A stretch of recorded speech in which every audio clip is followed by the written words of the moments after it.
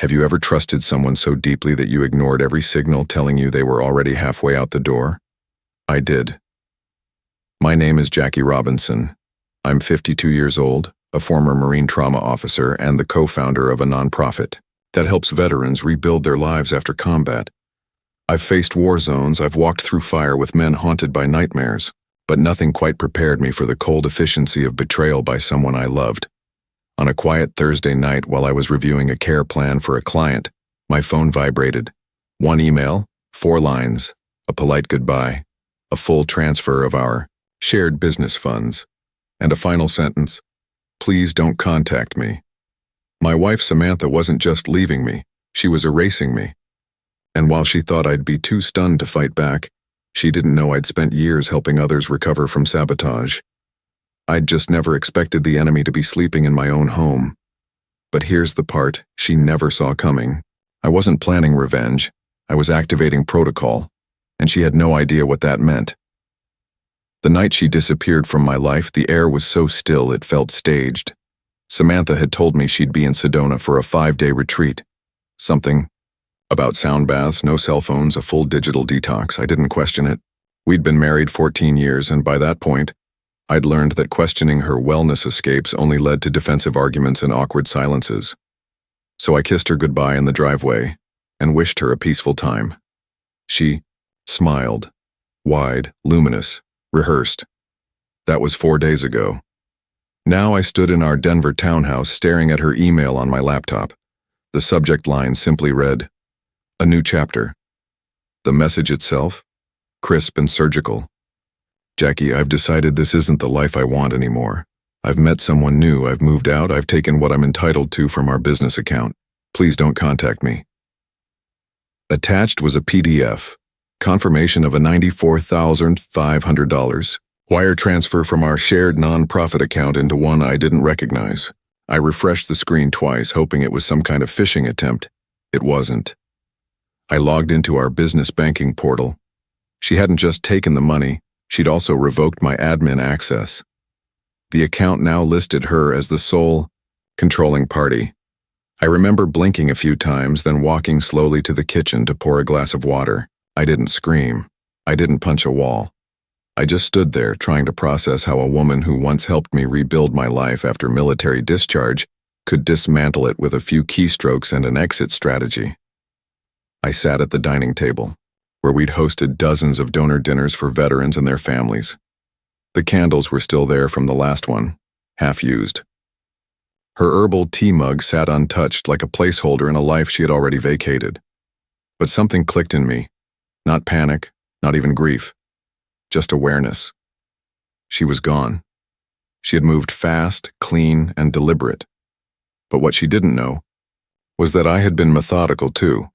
While she was busy curating her Instagram presence and networking with self-styled tech founders in overpriced hoodies, I had been quietly building a risk management system for our foundation. One that included contingencies she never bothered to learn about. The last time I updated the protocol file was 6 months ago, just after I noticed she had signed a brand collaboration deal without informing me. I had labeled the file failsafe. Stood up, went into my study, and entered my encrypted cloud drive. The file opened instantly. Inside were contact lists, legal templates, account redundancies, and a 14-step emergency playbook, originally designed to protect our nonprofit from external threats like embezzlement or hacking. But now it would serve a different purpose. Because when your partner turns into the liability, the emergency isn't outside the house. It's in your own bed. I leaned back in my chair and stared at our wedding photo on the bookshelf. Samantha's eyes were laughing in that frame, caught mid-movement. I didn't feel bitterness. I felt something quieter, heavier, a slow, cold readiness. She thought I'd collapse, that I'd beg, that I'd drown in confusion and retreat into silence. But she had forgotten who I was before I was her husband. I was trained to respond under fire. And this wasn't over, not by a long shot. Before I was a betrayed husband, sitting in a quiet house full of echoes, I was Sergeant Jackie Robinson, United States Marine Corps. My life for 2 decades was built on discipline, precision, and clarity under pressure. I served 3 tours, 2 in active combat zones and 1 as a trauma response officer stationed at a rehabilitation base in Okinawa. I was the guy they called when someone cracked under the weight of what they'd seen and done. Not because I had all the answers, but because I knew how to sit in silence with someone's pain and help them carry it long enough to breathe again. After leaving the military, I couldn't walk away from that purpose. I used my savings and part of my discharge benefits to launch Homefront Healings, a nonprofit for veterans dealing with PTSD and reintegration trauma. I didn't do it alone. Samantha was with me from the beginning. We met at a mental health conference in Austin. She was giving a talk on mindfulness and holistic recovery for trauma survivors. She wore bright orange sneakers with her dress suit and said things like energy alignment and emotional detox with absolute conviction.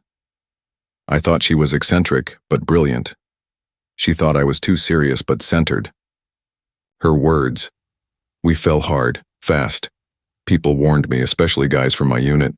She's a dreamer, Jack. Beautiful, yeah, but she doesn't get what you've seen." I brushed it off. Love isn't about being understood completely, right? It's about building something together. And we did. The nonprofit grew from a single rented counseling room to a full facility on the edge of the city. Samantha was the face, the brand. She knew how to charm donors, pitch new age therapy models, and make even skeptical businessmen believe in trauma-informed breathwork. I let her lead that side. I was always more comfortable in the back room, designing programs, auditing budgets, mentoring men who flinched at fireworks and woke up screaming from dreams of sand and blood. And for years, it worked. She lit up in front of the cameras and I kept things running behind the scenes. We weren't perfect, but we were a team. Or so I thought. Looking back, the cracks started when she got invited to speak at a West Coast wellness summit. That was the first time I saw her wear lipstick to a work trip. The first time she flew business class because the other speakers were. When she came back, she was full of words like scale, branding pivot, and digital monetization. She started using the term founder energy unironically. The work shifted. So did she. At first, I chalked it up to ambition. She was smart, persuasive, driven. She wanted to modernize our programs, open an online school, license our therapy model. I supported it. We hired consultants. We invested in software. But as the years rolled on, something intangible began to slip through the seams of our partnership. She started referring to our work as her mission, not ours. She stopped attending staff debriefs. Instead, she'd be posting from founder brunches or collaborating with influencers who had never seen the inside of a VA hospital but had millions of followers. Her phone became a fixture in every room. I'd find her scrolling through crypto apps in the middle of the night. She said she was studying financial sovereignty. I didn't press. Why? Because I loved her. Because I thought this was just a phase. Because I didn't want to believe the woman who once cried beside me after hearing a veteran's story could drift so far into self-interest. One night, about a year before she left, we were at a fundraiser dinner. I had just shared a story about one of our first clients, a young vet named Luis who had turned his life around after years of substance abuse. People applauded. Samantha leaned in and whispered, "Can we stop leading with trauma? It's not as sexy for sponsorships anymore." I remember freezing, smiling politely, but something inside me shifted. That was the moment I started creating distance. I didn't stop her from evolving. I simply began documenting everything. Every grant she approved solo. Every brand partnership she signed under our joint name. Every new Stripe account I found linked to our nonprofit without my authorization. I built redundancies, separated assets where I legally could, not to trap her, to protect the mission, to protect myself, because the truth is, I saw it coming. I just didn't know when. And when the night finally arrived with that cold email and that cowardly PDF, I wasn't surprised. I was ready. People often think betrayal begins with the moment someone walks out. It doesn't. It starts with the little things they think you'll never notice. The casual glances at their phone, The turned screen, the muted notifications, the questions that go unanswered not because they don't know the answer, but because they don't think you deserve one anymore. Samantha thought I didn't see any of it, but I saw everything. It started subtle. She began staying later at Collaboration, meetings with a group of influencers launching something called the Inner Horizon Collective, a wellness startup backed by Conscious Crypto. The name alone made me wince, but Samantha lit up when she talked about it. She said they were visionaries, creating a space where healing met financial freedom. I said nothing, just listened. That was the first sign. Then came the wardrobe change. Lululemon sets that cost more than my old marine dress blues. The perfume that lingered even after she left her room. The nights she came home smiling at her phone but not saying why. She claimed they were building a course. I nodded, and I waited. Didn't confront her. That's not how you win wars. You observe. You document. You prepare. That's what I did. The man started showing up in her digital life first.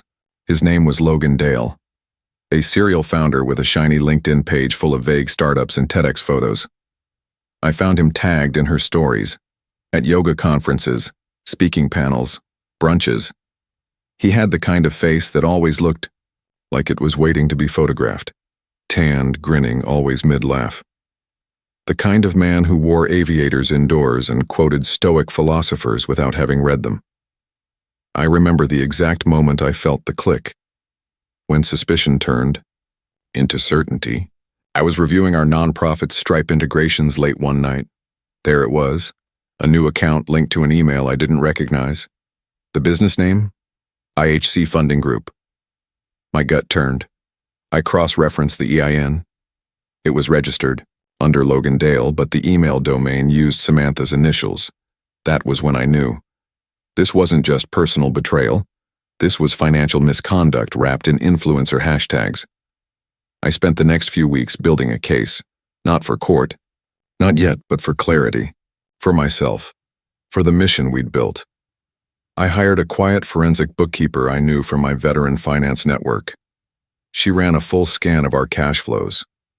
What she found was exactly what I feared: slow siphoning, micro withdrawals from donor funds, hidden Venmo payments labeled consulting, a luxury retreat charged as a board meeting.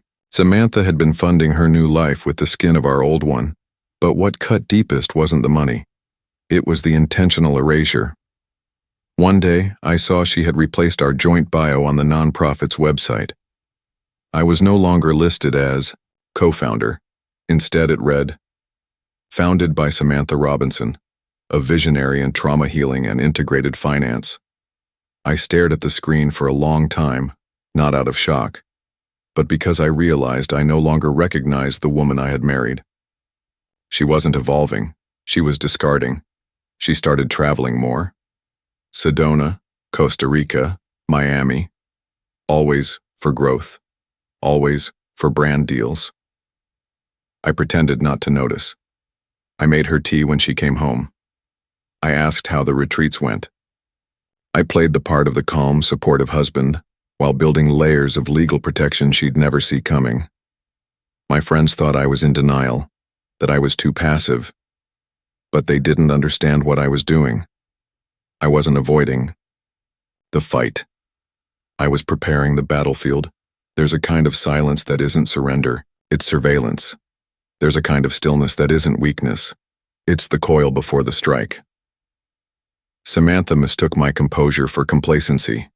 She thought I was too naive, too soft-hearted to respond. She was wrong, because the truth is I had already activated phase 1 of what I called the fail-safe protocol, a sequence of alerts and data triggers tied to our financial systems, contracts, and backup accounts. If she tried to move anything without joint approval, I'd know. If she tried to transfer assets without audit trails, I'd see it. She thought she was moving in secret, but I was already watching the whole board, and I was about to make my first move.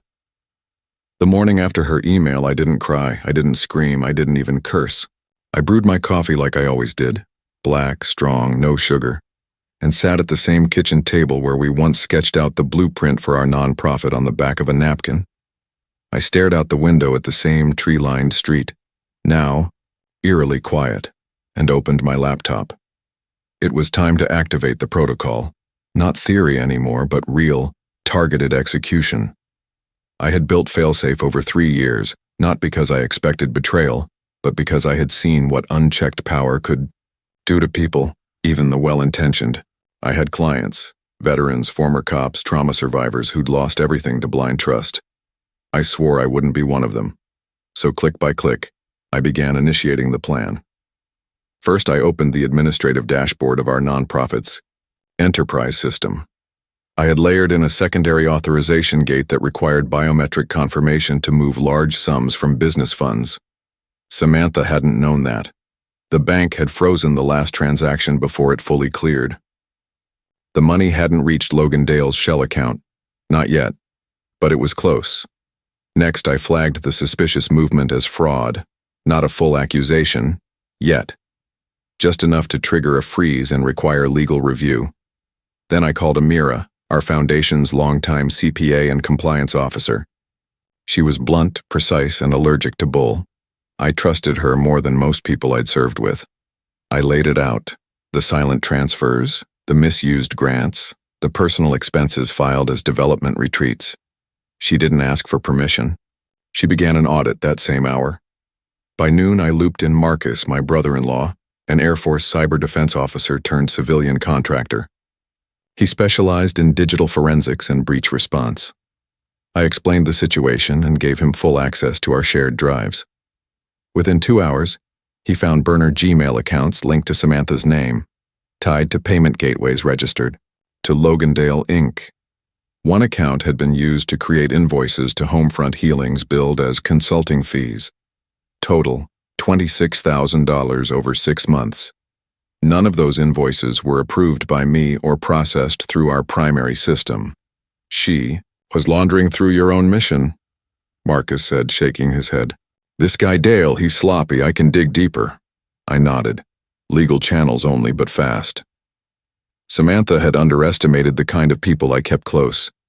She had assumed that because I worked in trauma recovery, I wouldn't know how to fight. What she didn't understand was that I had spent years teaching men how to come back from darkness, and I knew how to navigate it better than anyone. That afternoon, she called me. I let it ring. Then it rang again. And again. Voicemail. After voicemail. Then the text started. What's going on with the bank? I can't access our Stripe account. Did you freeze the cards? This isn't okay, Jackie. We need to talk. I replied with a single line. Please direct all questions to our legal advisor. Then I turned off my phone and went to the gym. Not the fancy studio she had opened for her influencer retreats, the one with Himalayan salt lamps and sound therapy rooms. No. I went to the veteran-run boxing gym off Colfax Avenue. Concrete walls, no mirrors, no music, just sweat and fists. I rapped my knuckles, stepped into the ring, and punched until my shoulders burned. That night, I received a ping on my encrypted signal chat from Marcus. Check this out. You're gonna want to see it. Attached was a screen recording of Logan's personal Instagram. Private, but briefly left open. A story had gone live. Him and Samantha, sunset, holding champagne. The caption read, New ventures, new beginnings. Below, it. A tag. A Homefront capital. My stomach didn't drop. My pulse didn't spike. I just stared at it, absorbing every pixel. This wasn't an affair. It was a full-scale rebranding of our work. Repurposed to fund Logan Dale's tech-laced fantasy of wellness meets Web3. They were planning to launch a for-profit arm using stolen nonprofit funds. Samantha hadn't just walked away. She had tried to rewrite the narrative and profit off the ashes of what we built together. But they were sloppy, too fast, too arrogant. So I made my next move. I called my lawyer, Daniela Reyes, a former military prosecutor who now handled white-collar defense. I told her everything. She listened in silence, then said the 5 words that tightened everything into Focus. We move now, or we lose. We drafted the cease and desist notices for Samantha and Logan, filed an emergency motion with the Board of Trustees to reclaim administrative control. Daniela flagged the potential for embezzlement and breach of fiduciary duty.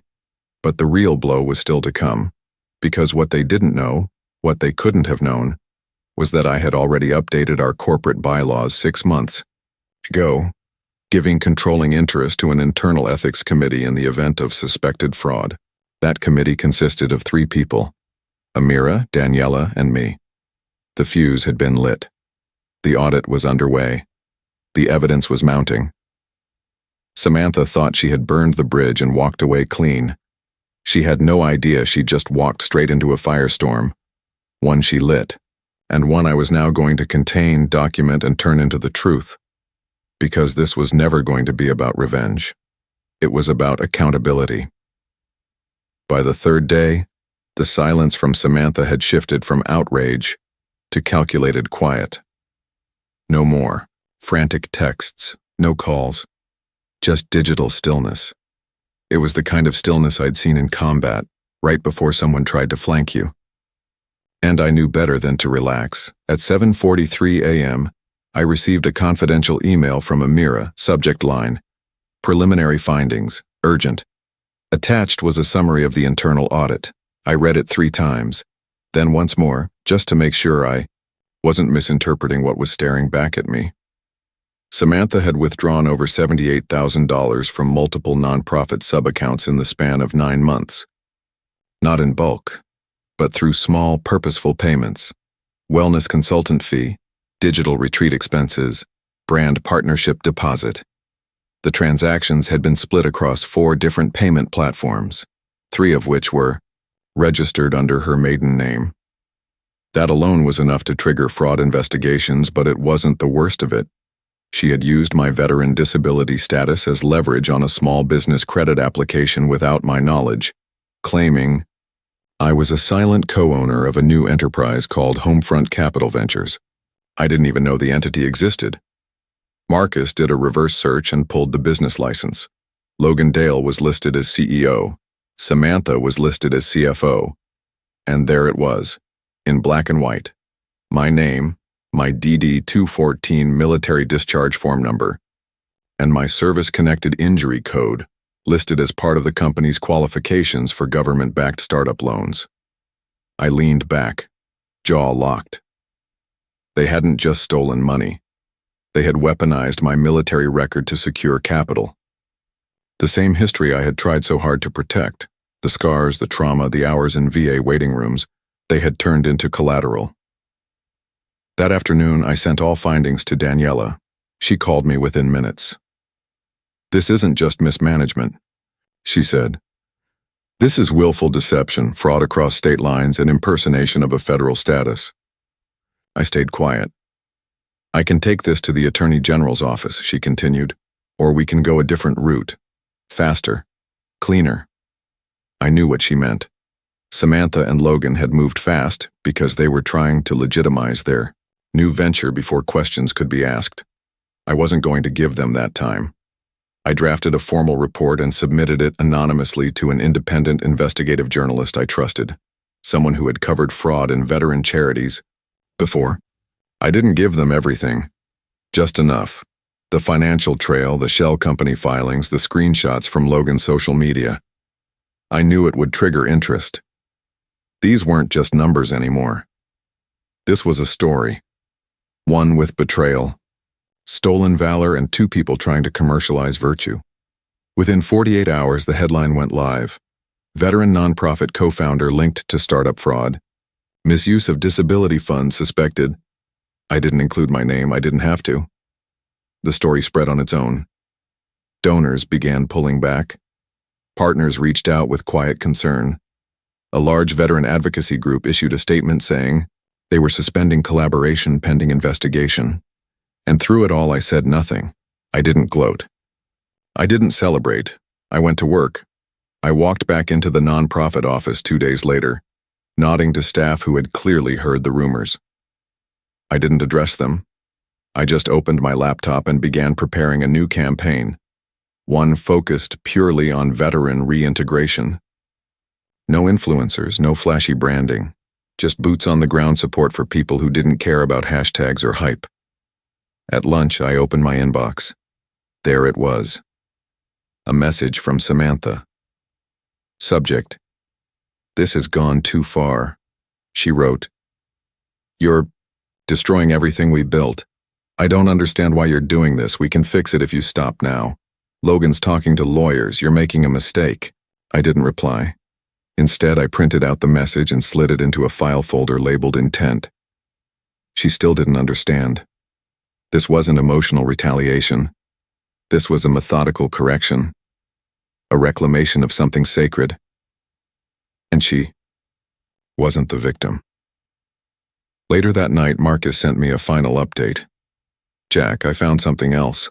They filed a trademark for a digital wellness coin. Tokenized therapy sessions, whatever that means. But they used your nonprofit's name and your personal story as the brand origin. It's in the application narrative. They literally sold your trauma as a founding myth." That was it. I walked into the study, retrieved the framed photo of my old platoon, the one Samantha used to keep by her bedside, and placed it face down. Then I called Daniela. "We go public," I said. "All of it." She paused. "You sure?" I was quiet long enough. Because this wasn't just about me anymore. It was about principle.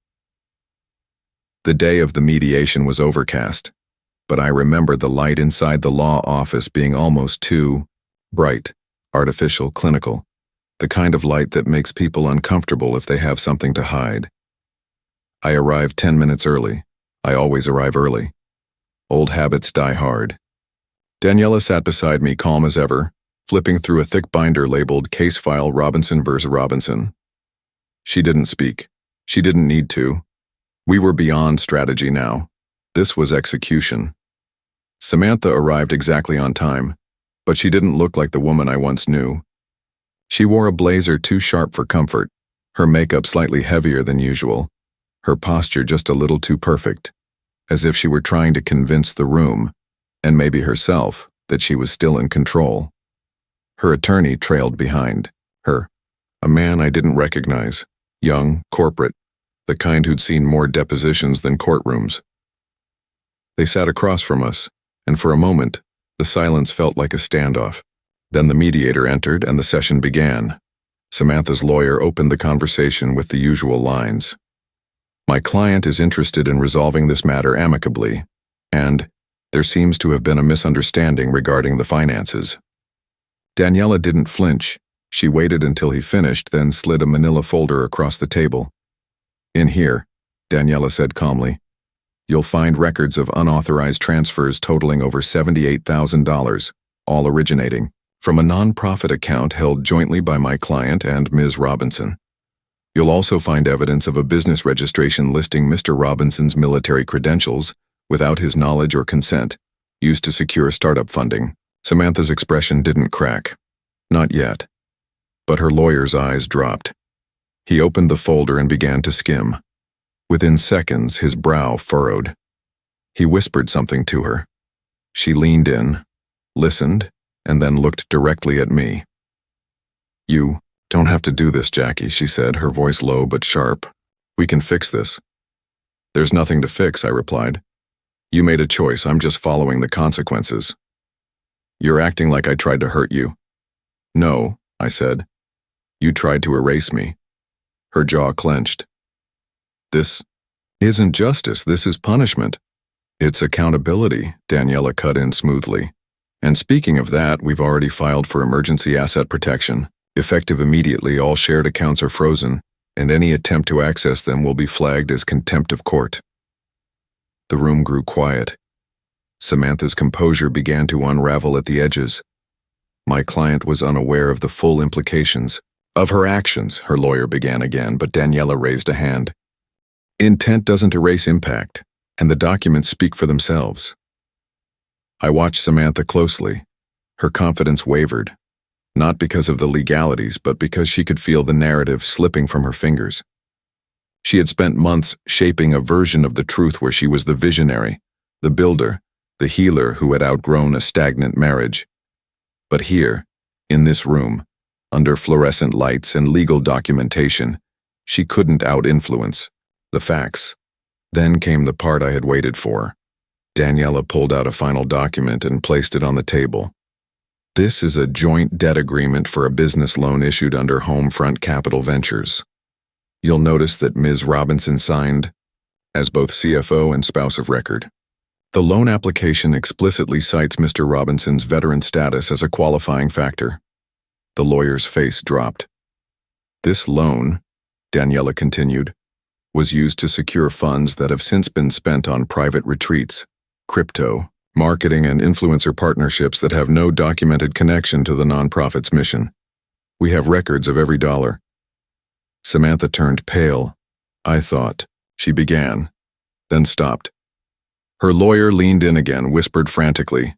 Daniela didn't wait.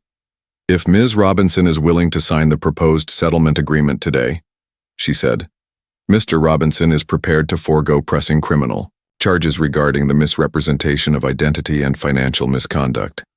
He will not seek restitution for the emotional damages or the reputational harm to the nonprofit. The silence that followed was suffocating. Samantha finally looked at me. Not with anger, not with confidence, but with something closer to disbelief. Maybe even regret. I never thought you'd fight back like this, she said quietly. You always just let things go. That was my choice, I replied. Just like this was yours. Her hands trembled as she picked up the pen. She signed. The agreement granted me full control of our nonprofit, complete ownership of all intellectual property, and the rights to remove her name from any public branding. She walked away with her personal belongings, her yoga studio, and the debts tied to Homefront Capital Ventures. There would be no alimony, no second chances, and no more storylines where she was the hero. As they left the room, she stopped at the door and turned back. You used to believe in me, she said softly. I did, I replied, until you gave me every reason not to. And with that, she walked out. Not just of the office, but out of every part of the life she tried to rewrite. In the days that followed the mediation, I didn't feel triumphant. There was no dramatic music, no cinematic swell of victory. Just a strange, steady quiet. The kind that fills the air after a long storm. You don't dance in it. You just breathe. The first ripple came 3 days later when the Sentinel Review, a respected investigative journal, published a follow-up report. Whistleblower documents expose financial abuse in veteran nonprofit. While I hadn't spoken, on record, the paper had done their homework. They dug through state filings, traced digital accounts, verified transfers, and consulted nonprofit law experts. The article detailed how Samantha and Logan had used donor funds intended for veteran recovery to bankroll a failed digital wellness startup. It didn't take long before local news stations picked it up, then national.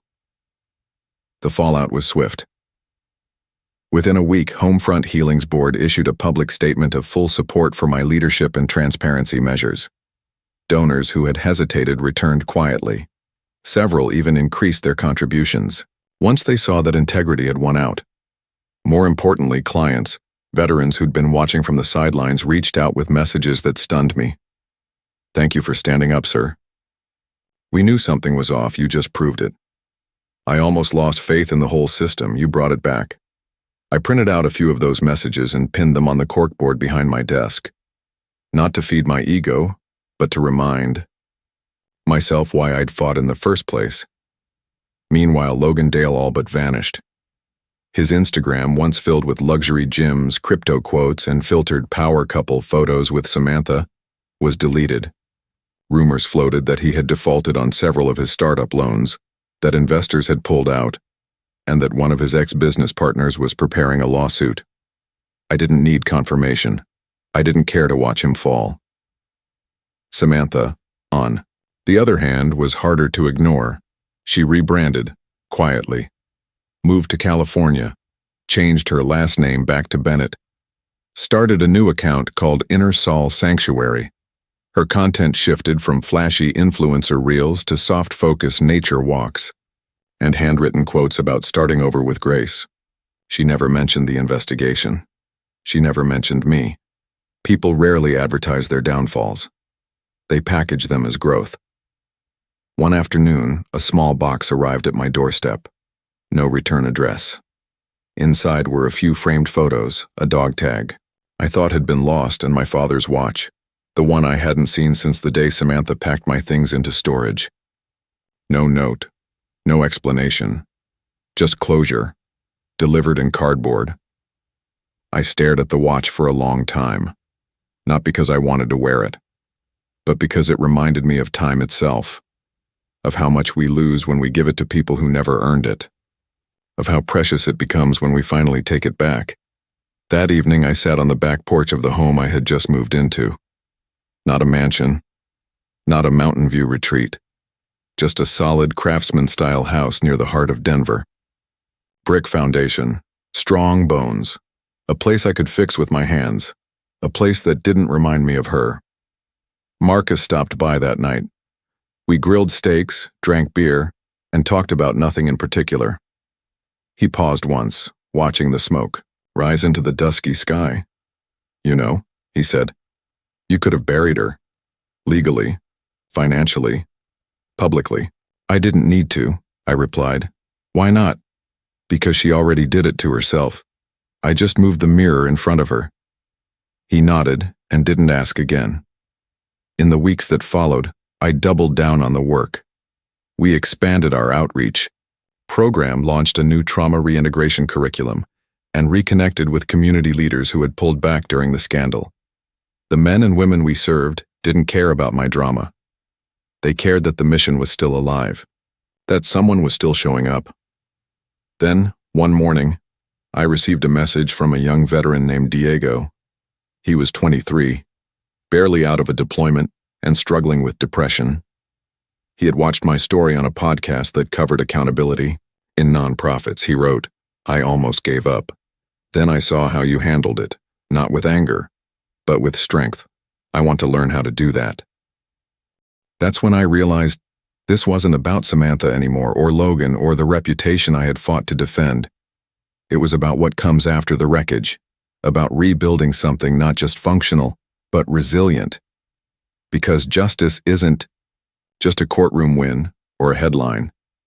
Sometimes it's a man sitting on his porch, knowing he could have burned the whole world down, but chose instead to rebuild just 1 square foot of it, better than before. And that's exactly what I planned to do. Looking back now, I realize that justice isn't always about grand gestures or loud victories. Sometimes it's about quiet clarity, about drawing a line not in anger but in principle. I didn't fight back to win. I fought back to reclaim what was mine, my work, my name, my dignity.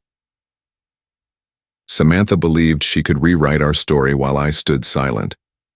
But what she didn't understand was that silence isn't weakness, it's strategy.